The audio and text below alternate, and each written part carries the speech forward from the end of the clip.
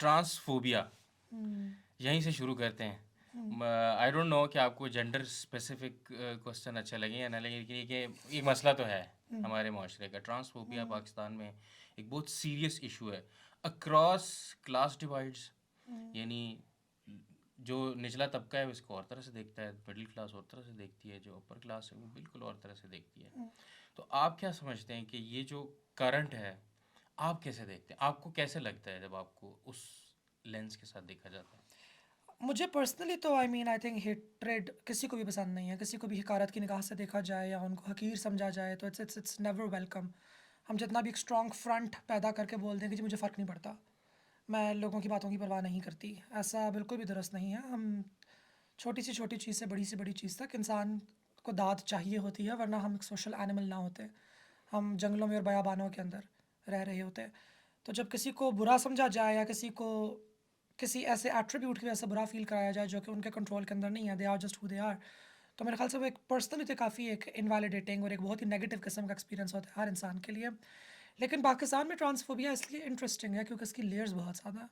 ایک تاریخی لیئر ہے کہ ہمیں پتہ ہے کہ پاکستان برصغیر پاک و ہند کے اندر پرٹیکولرلی جو ناردرن انڈیا کی ہماری پوری بیلٹ ہے, خصوصی طور پہ سندھ کی ہو گئی, پنجاب کی ہو گئی, کشمیر کی ہو گئی, اس کے اندر ہسٹوریکلی جن افراد کو آج ہم خواجہ سرا کہتے ہیں ان کی بہت عزت ہوا کرتی تھی. ان کو رائلٹی کے ساتھ اور ڈیوینٹی کے قریب زیادہ سمجھا جاتا تھا, اور ان کا اپنا ایک ڈکٹم, ایک اپنا ایک سسٹم, ایک اپنا کوڈ آف کانڈکٹ ہمارے پاس ڈیوائس تھا. ہم کہہ سکتے ہیں کہ پاکستانی یا اس زمانے میں برصغیر پاک و ہند کے معاشرے کے اندر ایک نہیں بلکہ 3 اجناس تھے, 3 جنس تھے. مردوں کی اپنی ایک مردانگی کے اوپر ایک زندگی تھی, عورتوں کی ایک زنانگی کے اوپر زندگی تھی. ان کا ایک ہیٹروسیکشول میرج اور سوشلائزنگ کے بانڈ کے اندر ان کو رکھا گیا تھا, اور خواجہ سرا کیونکہ اس میں پارٹیسپیٹ نہیں کر سکتے تھے تو ان کو اپنا ایک یونیک کارنر دیا ہوا تھا, اور اس کے اندر بھی رسپیکٹ تھی. یعنی کہ سسٹمز ڈیزائن تھے. تو جب ہم کالونائز ہوئے اور برٹشرز نے آ کے ان سسٹمز کو ایکٹیولی ڈسرپٹ کیا 5 لاز کے ذریعے, 4 کے ذریعے بھی نہیں, criminal tribes act 1, criminal tribes act 2, census act, contagious diseases act, and then the most horrifying of them all was the Karnataka eunuch act, جس میں یہ کہا گیا تھا کہ خواجہ سراؤں کو لاشز بھی ماری جائیں گی اور ان کو جیلوں کے اندر بھی بند کیا جائے گا. تو آپ نے ایک سوسائٹی کے ایک بہت یونیک آسپیکٹ کو کرمنلائز کر دیا.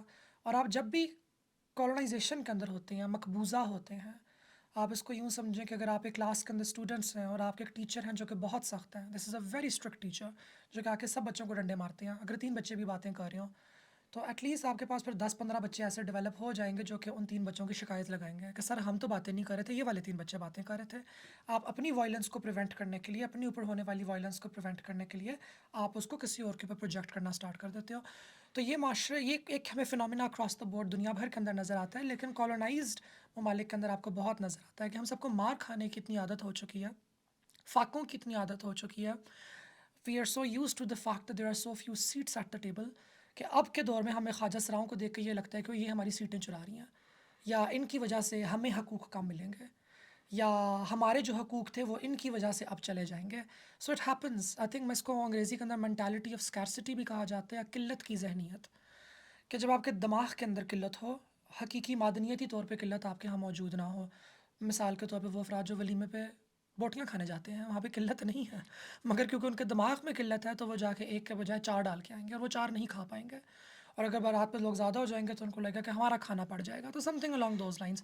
تو مجھے یہ لگتا ہے سمرائز مائی آنسر کہ ٹرانسفوبیا ان پاکستان ایک تو اس کے کلونیل روٹس ہیں, اور دوسرے اس کے دور جدت کے اندر کچھ لوگوں کی انگزائٹیز ہیں, کچھ اپر مڈل انکم لوگوں کی انگزائٹیز ہیں, خصوصی طور پہ کہ خواجہ سراؤں کو بھی رائٹس ملنا شروع ہو جائیں گے تو ہمیں جو اتنی مشکل سے رائٹس ملے ہیں کسی طریقے سے وہ ہم سے چھین لیے جائیں گے.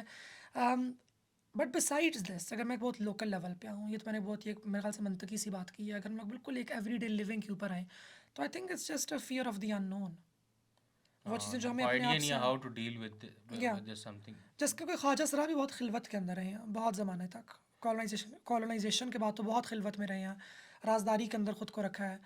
آپ you are an adult human being, you are telling me off camera that you are a father, آپ کے چلڈرن ہیں, and you are a journalist, and yet آپ بھی شاید آپ کو بھی دماغ میں نہ ہو کہ یار مجھے نہیں پتا کہ خواجہ سرا کیا ہوتے ہیں. یا دس بلینک یا باکس ان مائی ہیڈ کہ یار کہ کیا کہ یہ ہوگا, کیا ہوتا ہے یہ, ہاؤ ٹو فل ان. تو یہ ایک بلینکنس ہے. اور جب ہمارے پاس ایک بلینکنس ہوتی ہے, جب ہمارے پاس ایک سرٹن ٹاپک کو لے کر, اگنورنس کا ورڈ ایک بہت نیگیٹو ورڈ ہے, جیسے جنرلی ہمارے پاس انفارمیشن کا, نالج کا فقدان ہوتا ہے ہمارے پاس, تو پھر اس گیپ کو ہمیشہ خوف بھرتا ہے fear always makes home where knowledge doesn't lie. And I think that's why transphobia also exists. کہ خواجہ سرا community itself hasn't really mainstreamed itself to the point کہ واقعی لوگوں کو ایجوکیٹ کر سکیں. ابھی 4 5 سال 6 سال ہوئے ہیں جو ہم لوگوں نے یہ کام کرنا شروع کیا.